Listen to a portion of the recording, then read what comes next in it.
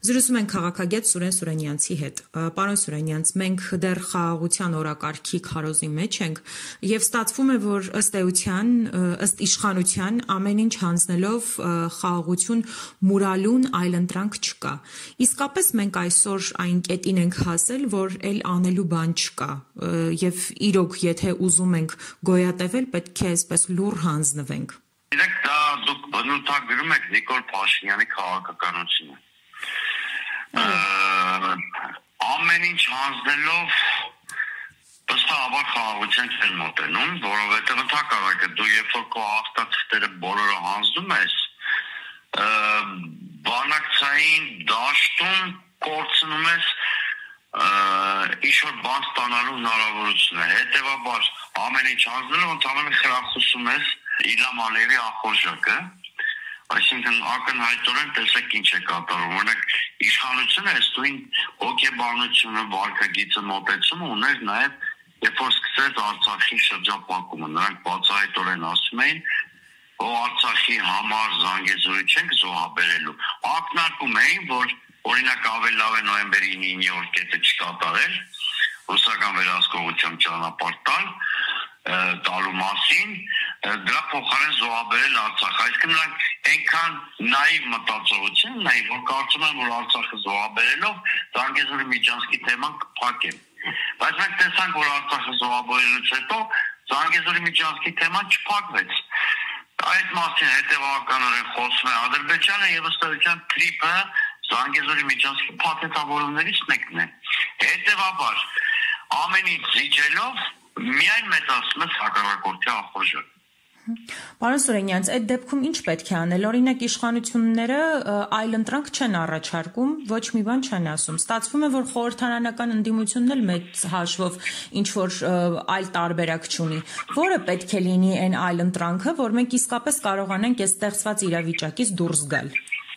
Գիտեք, Հայաստանը ներուժ եւ պոտենցիալ չունի ոչ նոյեմբերի 9-ի փաստաթղթին հակադրվելու, որ ըստ էության չի էլ գործում, բայց որևէ մեկը ստորագրությունը հետ չի կանչել այդ փաստաթղթից, ոչ թրիփին հակադրվելու այդ Վաշինգտոնյան համաձայնություններին հրաժարվելու ներուժ ունի, որտեղ դա իսկապես կարող է բարդացնել իրավիճակը։ Փոխարենը Հայաստանը, եթե ունենար ողջամիտ իշխանություն, կարող է կառավարել ռիսկերը։ Օրինակ, եթե իսկապես թրիփով մեր իշխանությունը, իրավազորությունը չեն տուժել, ինչպես պնդում է իշխանությունը, ապա շատ տեղին կլիներ, որպեսզի թրիփի այդ ծրագիրը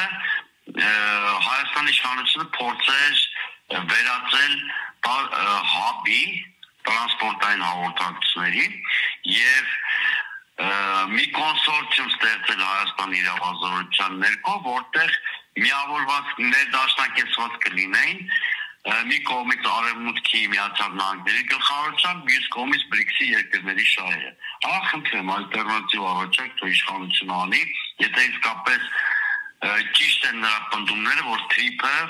Զանգեզուրի միջանցքի փաթեթավորում չի։ Եվ եւս մեկ հարց, պարոն Սուրենյանց, ըստ էության մենք այսօրվա իշխանության քաղաքականությունը գիտենք եւ նաեւ գիտենք, որ այլ տարբերակ իրենց մոտ չի լինելու, այսպես իրենք գծած գնում են առաջ իրենց ծրագրով։